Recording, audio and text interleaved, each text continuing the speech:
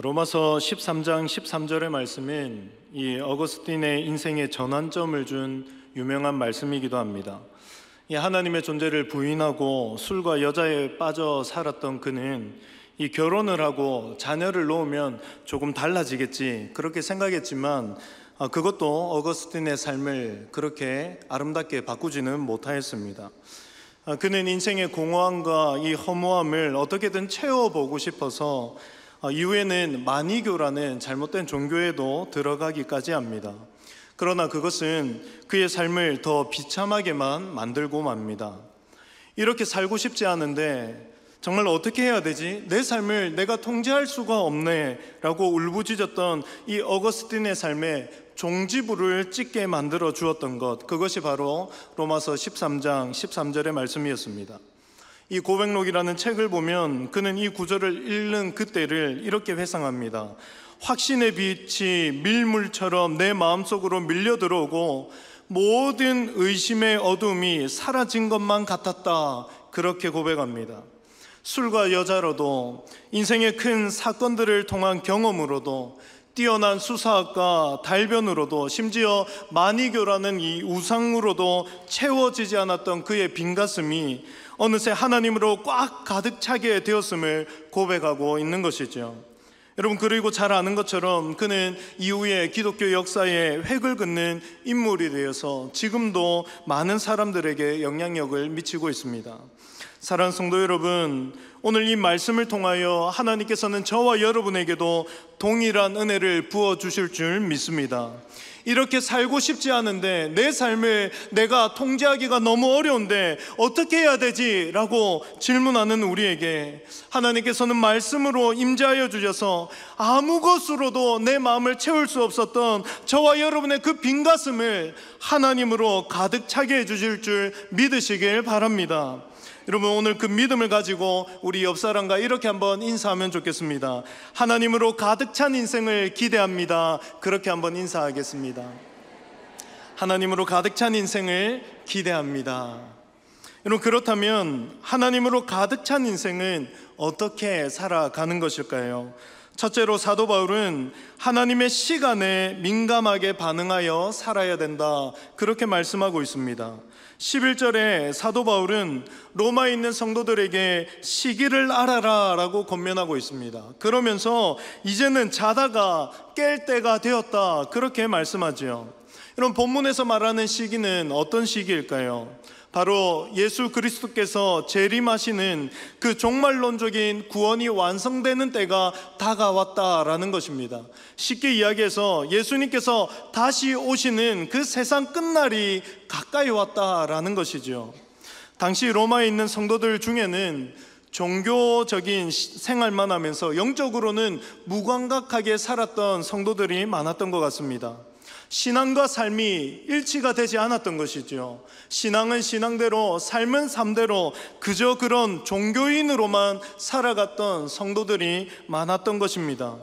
성도라고 이야기합니다. 그러나 그들의 삶의 시간표에는 예수님의 다시 오심이나 하나님 나라에 대한 고민은 전혀 없었던 것입니다. 그저 자신들이 원하는 그 성공적인 삶을 위한, 그 삶을 위한 열심만 가득했던 것입니다.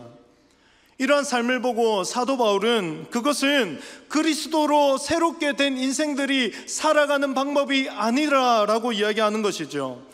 그래서 예수님의 재림이 당장 내일이라도 임하는 것처럼 그 긴급성을 가지고 선포하면서 삶의 기준이 달라져야 한다, 그것을 지금 말씀하고 있는 것입니다. 이 시기에 대해서 잘 알지 못하면, 하나님의 시간에 대한 인식이 없으면 우리의 영혼은 깊은 잠에 빠지게 됨을 경고하면서 일어나라, 깨어나라, 다시금 하나님의 시간에 대한 인식을 기준 삼아서 당신들의 삶을 다시 리빌딩하라, 그렇게 이야기하고 있는 것입니다.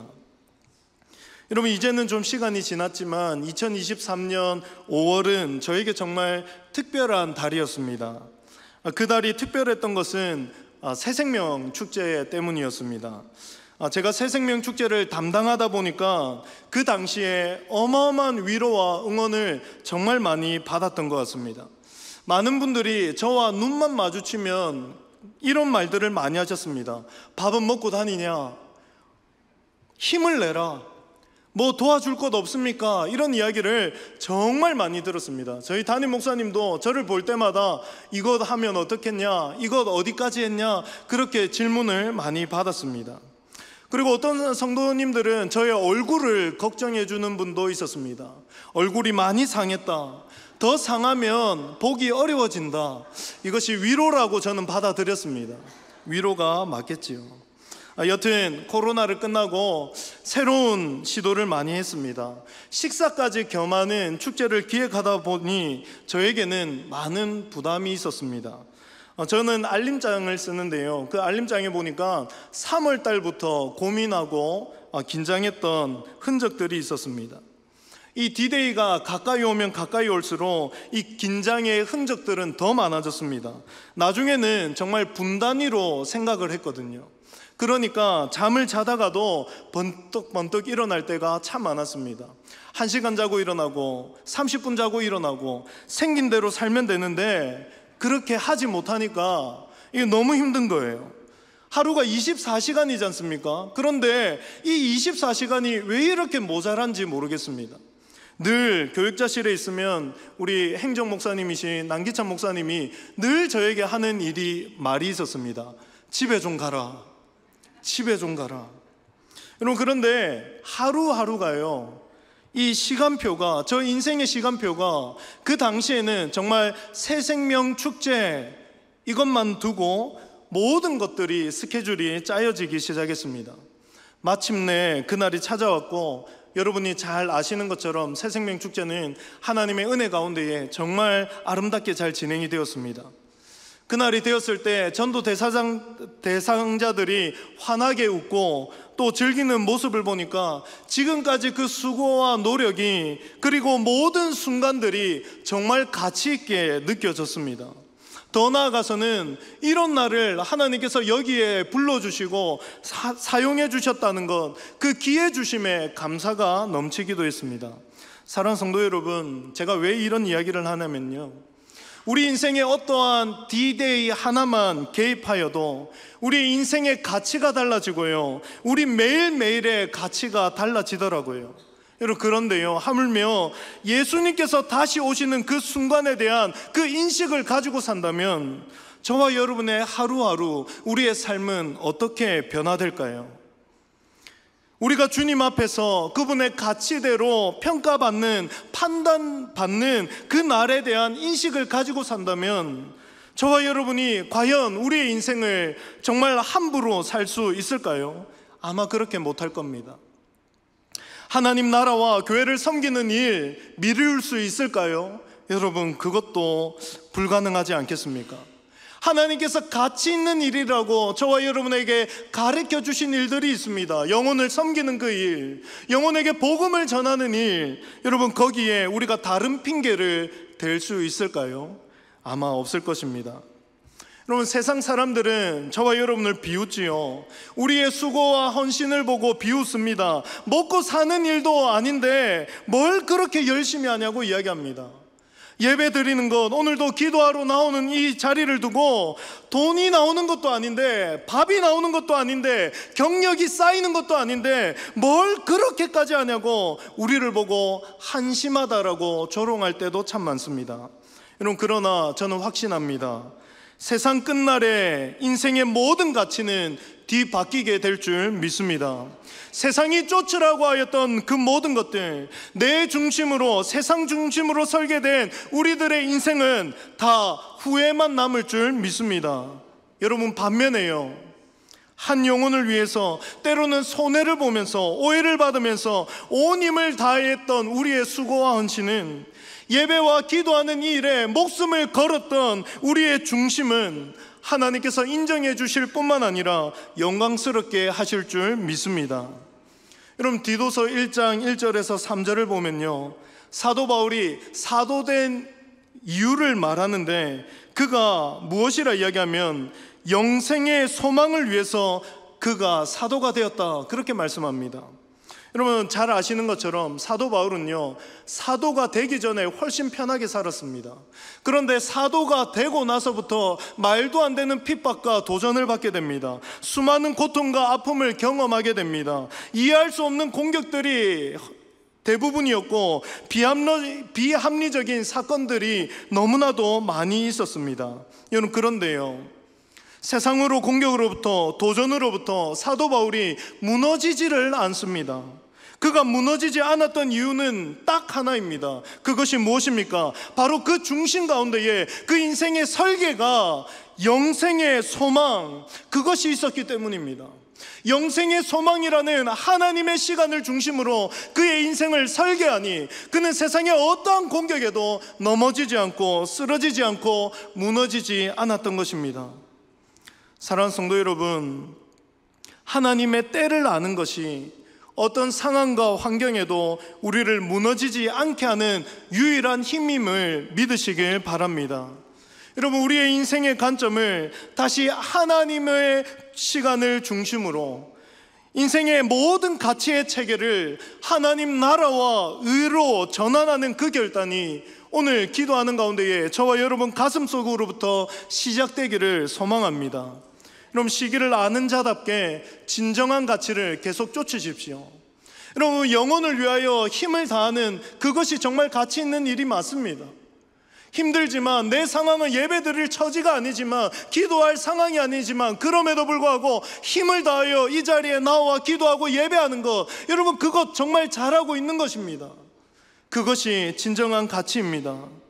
하나님께서 그것을 우리에게 명령하셨고 우리에게 부탁하셨습니다. 여러분, 그 일을 잘 감당할 때에 저와 여러분의 인생은 하나님으로 가득 찬 인생이 될 줄 믿습니다.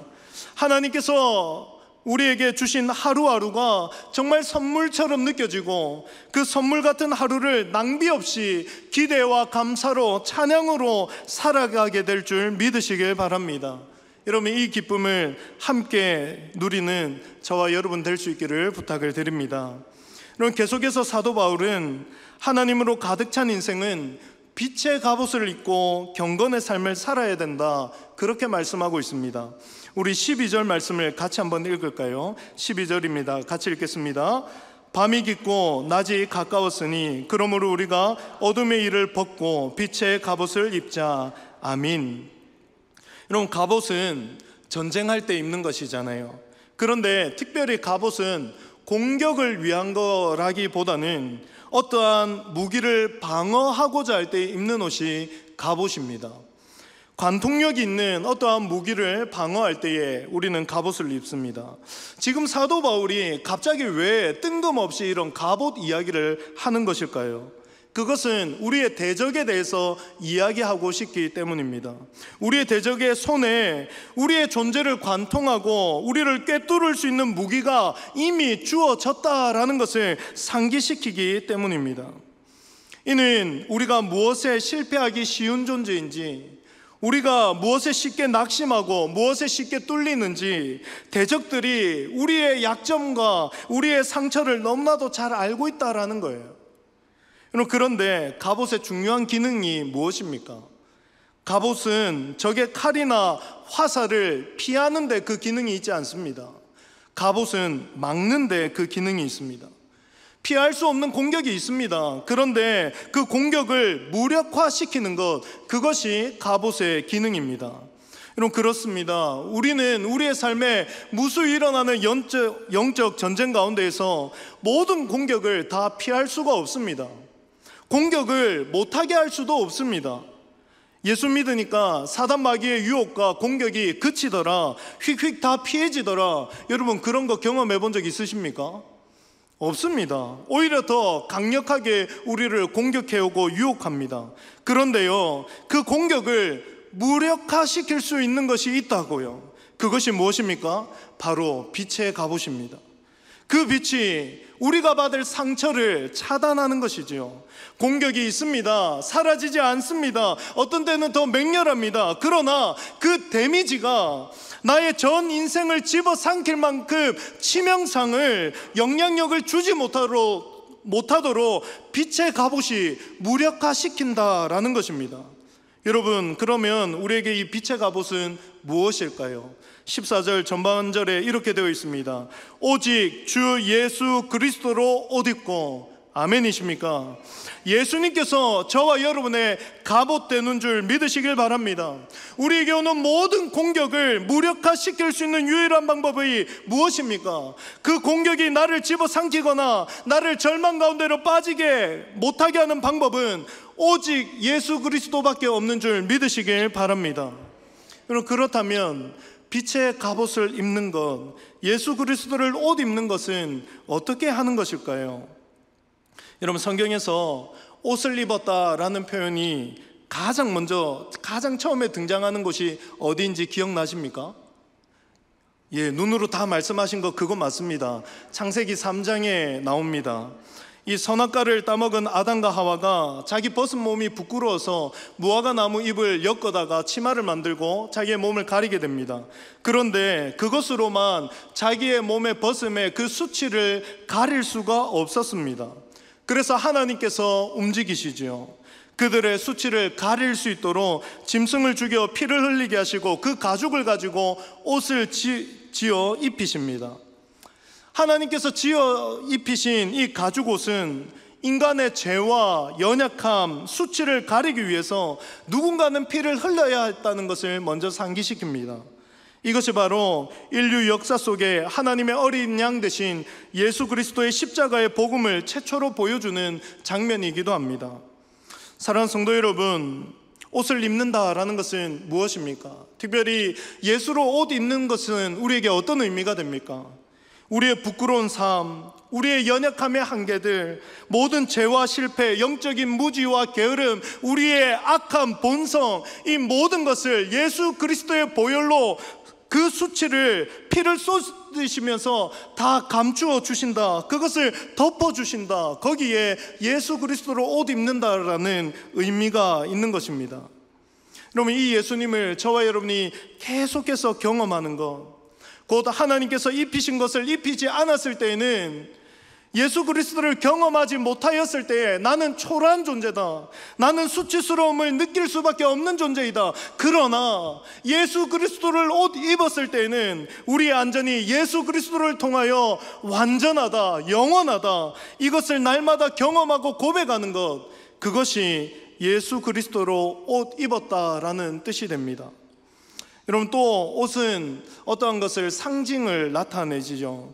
우리에게 상징적으로 우리의 정체성을 나타내는 것이 이제 옷이라고 표현할 수 있습니다. 여러분, 군복을 입고 있는 사람은 누구입니까? 군인입니다. 하얀색 가운을 입고 있으면 누굴까요? 예, 의사 선생님이죠. 교복을 입고 있으면요, 학생입니다. 빨간 망토에 겉옷 위에 빨간색 팬티를 입고 있으면 누굽니까? 슈퍼맨입니다. 여러분, 곧 오늘 말씀은요, 예수 그리스도로 옷 입는다는 것은 다른 사람이 나를 볼 때에 예수님처럼 보여야 된다라는 의미가 담겨 있는 것입니다. 예수로 옷 입은 자들, 곧 예수와 연합한 자들은 예수님처럼 생각하고 예수님처럼 행동하고 예수님을 닮아가는 것을 사모해서 끝까지 그 길을 걸어가는 자들, 그들을 예수로 옷 입은 자들이라고 표현한다라는 것입니다. 여러분, 13절과 14절에 보면 예수를 옷 입은 자들이 구체적으로 어떻게 사는지 말씀하고 있는데요, 한마디로 딱 요약하면 이겁니다. 정욕을 위해서 육신의 일을 도모하지 않는 것, 그것이 우리의 구체적인 삶의 태도입니다. 여러분, 오해하지 말아야 됩니다. 지금 사도 바울은 육신의 우리의 어떠한 삶을 위하여 힘을 다하는 것, 이 모든 것을 금하고 있지 않습니다. 사도 바울이 금하고 있는 것은 무엇입니까? 정욕을 위해서 육신의 일을 도모하지 말라라는 것이죠. 육신의 일을 자체를 금하는 것이 아니라 정욕을 추구하는 것을 금하고 있다라는 겁니다. 여러분, 그러면 정욕이라는 단어가 되게 중요하겠죠. 정욕이라는 단어를 헬라어로 살펴보면 에피디미아라고 되어 있습니다. 이 두 가지가 합성된 건데요, 에피는 뭐뭐 위에입니다. 디미아는 욕망을 이야기합니다. 욕망 위에 있는 것, 그것이 정욕입니다. 조금 쉽게 풀어 이야기하면 끊임없이 무언가를 과도하게 욕심내는 것, 끊임없이 무언가를 가지려고 하는 그 욕구, 그것이 바로 정욕입니다. 나의 만족과 유익을 위하여 과도한 욕심을 내는 것, 그것이 바로 정욕입니다. 저와 여러분이 우리의 욕심, 우리의 만족과 유익을 위해서 다른 이들을 짓밟고 산다면, 자신의 소유를 누리는 그 일에만 온 힘과 마음과 뜻을 다한다면 그것은 예수로 옷 입은 자라 할 수 없다라는 것입니다. 여러분, 이것은 교회 안에도 마찬가지예요. 제가 첫 사역 할 때 저는 인정 욕구가 매우 강한 사람이었습니다. 나의 어떠한 일에 있어서 내 만족을 채우는 것이 정말로 중요했던 사람입니다. 그래서 굉장히 욕심을 많이 냈습니다. 어떨 때는 일주일 동안 4시간도 자지 않을 때도 있었습니다. 놓치고 싶지 않았어요. 고성호 목사가 손을 대면 잘하더라, 고성호 목사가 하니까 결과가 좋더라, 그 인정을 받는데 혈안이 되어 있었습니다. 여러분, 그러다 보니 제 인생이 어땠을까요? 정죄가 일상이었습니다. 불평과 핑계가 삶의 전반을 차지했습니다. 그때를 생각해 보면 행복한 기억보다 다른 사람을 아프게 했던 기억이 훨씬 많은 것 같습니다. 그런데 하나님의 은혜로요, 시간이 지나면 지날수록 깨달은 것이 있습니다. 바로 욕심을 내지 않는 것, 감사를 잃어버리지 않으려고 하는 노력, 하나님의 은혜로 해석되는 것이 하나도 없게 하는 것, 나의 만족과 유익이 아니라 하나님의 심정을 알아가는 것, 그것이 그 어떤 것보다 중요하다라는 것을 깨달았습니다. 그러자 영혼이 눈에 들어오기 시작했습니다. 이런 나를 세워주신 하나님, 그 하나님께 대한 감사가 넘치고 모든 일에 만족이 되어지니 나누게 됩니다. 그 나누면서 하나님의 은혜라고 이야기하니 그 마음 가운데에 얼마나 큰 기쁨이 있었는지 모릅니다. 사랑하는 성도 여러분, 이런 것이 예수로 옷 입고 사는 기쁨 아니겠습니까? 물론 저는 아직 완전하지 않습니다. 넘어질 때도 있고요, 아직도 정죄하고 불평하고 불만할 때도 많습니다. 그런데 분명한 것이 있어요. 완전히 달라진 것이 하나 있습니다. 그것은 더 이상 나의 만족이나 유익을 못 잡아서 안 달라지는 않습니다. 오히려 잡히지 않는 것에 감사가 더 넘치게 되었습니다. 여러분, 저는 운동하는 걸 참 좋아합니다. 한때는 철인 3종 경기에 빠진 적이 있습니다. 자전거도 열심히 탔고 뛰는 것도 열심히 했는데 이 바다 수영은 어떻게 배울 방법이 잘 없더라고요. 그래서 해운대 바닷가를 무작정 나갔습니다. 그랬는데 60대 할아버지께서 이 바다 수영을 푸 하는데요, 여러분, 정말 멋진 거 보면 눈에 슬로우 모션이 이렇게 되는 것 아십니까? 이 할아버지인데 슬로우 모션이 걸리면서 그 뒤에 배경음악까지 깔리는 거예요. 빰빰빰. 무슨 음악인지 잘 모르시겠죠? 그래서 저는 낯선 사람한테 말 거는 걸 정말 좋아합니다. 할아버지를 찾아갔어요. 할아버지, 바다 수영하는 모습이 너무 멋집니다. 바다 수영의 매력이 뭐예요? 라고 물으니까 할아버지가 막 이야기해 주시는데 그 중에 한 말이 저의 가슴을 울렸습니다. 이 어르신께서 30년 정도 바다 수영을 했대요. 그런데 젊을 때는 물을 잡으려고 엄청 노력을 많이 했답니다. 그래서 손을 어떻게 하고 발을 어떻게 하고 여기에서 저기까지 가는데 몇 초가 걸리고 여기에 정말 온 힘을 다했대요. 그런데 그때는 바다가 하나도 아름답지 않았답니다. 이전에는 그렇게 몇 초를 당기지 못하면 해변에 앉아가지고 욕을 했답니다. 그리고 스스로 자책하고 집에 돌아갈 때 기분이 안 좋으니까 또 술을 확 마시는 거죠. 그런데 지금은 바다에 몸을 맡기고 손에 물이 빠져나가는 것을 느낄 때 정말 행복하다라고 이야기해요. 그렇게 수영을 마치고 해변에 앉아서 바다를 보고 노을을 보면 이제는 술 따위는 생각도 나지 않는다, 그 이야기를 하는데 너무 감동이 되었습니다. 설교를 준비하는데 이 이야기가 떠올랐습니다. 그리고 확신이 들었습니다. 그래, 세상 사람들은 어떻게든 그 물 한번 잡아보려고, 자기의 만족을 위해서 그 초를 한번 당겨보려고 집착하고, 그것이 안 될 때는 좌절하고 절망하고 살아가는 게 맞아. 그런데 예수 그리스도를 옷 입은 자들, 그들은 끊임없는 바다를 보며 하나님의 한없는 은혜를 기억하고 하늘나라를 꿈꾸고 측량할 수 없는 그 하나님의 은혜에 감사와 기대로 살아가는 사람이겠구나, 그것이 떠올랐습니다. 손바닥에 잠깐 잡혀지는 물로 기뻐하는 것이 아니라 잡혀지지 않는 물이 오히려 흘러가는 그 바다를 보며 하나님 나라를 꿈꾸며 이 땅을 자유롭게 여유있게 살아가는 자들, 그들이 예수 그리스도를 옷 입은 자들이겠구나, 그렇게 확신이 들었습니다. 사랑하는 성도 여러분, 바라기는 저와 여러분 모두 코앞의 삶에 허덕이는 자들이 아니라 바다를 볼 수 있는 자들 되기를 소망합니다. 영혼을 바라보고 이 땅의 자유를 누릴 수 있는, 이 땅에서 여유롭게 살아갈 수 있는 저와 여러분 될 수 있기를 부탁을 드립니다. 말씀을 맺겠습니다. 유대 사회에는 아주 특별한 결혼 풍습이 있습니다. 이 풍습은 신랑이 신부의 집을 방문하는 것부터 시작되는데요, 신랑이 신부에게 청혼을 하면 신부가 그 청혼을 받겠지요. 그러면 그때부터 정혼관계, 우리나라로 하면 약혼 기간이 시작됩니다. 그러면 신랑은 나를 기억해 주세요 라는 사랑의 증표를 그 신부에게 주고 떠나게 됩니다. 이 약혼 기간이 1년에서 2년 정도 된다라고 합니다.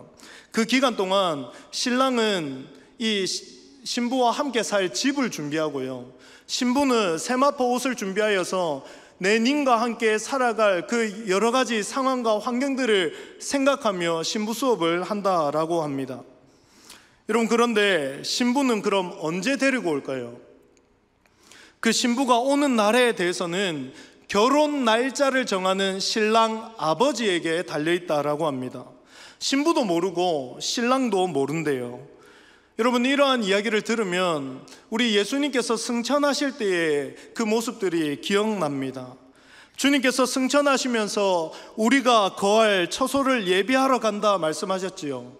그리고 그냥 가시지 않으셨어요. 우리에게 사랑의 증표를 남겨주셨습니다. 무엇이었습니까? 성령님을 약속대로 보내어 주셨습니다. 그렇게 우리의 거할 처소로 가신 우리 신랑 되신 주님께서는 반드시 다시 오실 줄 믿습니다. 여러분, 이것을 믿는다면 신부된 저와 여러분은 어떻게 살아갈까요? 여러분, 우리가 마음대로 살 수 있겠습니까? 신랑이 다시 온다는 그 확신이 있는데요, 그렇지 않을 것입니다. 거룩하게 순결한 신부 되는 것을 기뻐하며 살아가게 될 것입니다. 그리고 우리 마음 가운데는 어떤 중심이 있을까요? 나는 이미 신랑이 있다, 그 기쁨으로 살아가지 않겠습니까? 나는 이미 신랑의 것이다, 나를 만족시킬 수 있는 것은 이제 이 세상에 없다, 그 중심으로 신랑을 기다리는 것 당연한 것 아니겠습니까? 사랑하는 성도 여러분, 그 기쁨과 설레임이 오늘 저와 여러분에게 회복되기를 소망합니다. 이 신부의 모습이 마지막 때를 살아가는 저와 여러분의 모습이 되어야 되는 줄 믿습니다. 여러분, 그러려면 우리의 인생의 시간표를 주님 다시 만날 그 시간에 맞춰야 합니다. 그리고 우리가 계속해서 선포해야 됩니다. 나는 이미 주님의 것이라고, 다른 것은 나를 만족시킬 수 없다라고 선포하고 그 고백의 삶의 자세와 태도로 거룩한 순결한 신부로 살아가야 되는 줄 믿습니다. 여러분, 그렇게 살아갈 때에 저와 여러분은 하나님으로 가득 찬 그 행복한 인생을 살아가게 되는 줄 믿습니다. 바라기는 저와 여러분이 오늘 기도할 때 결단하여서 이 기쁨을 모두가 맛볼 수 있기를 주님의 이름으로 축복합니다.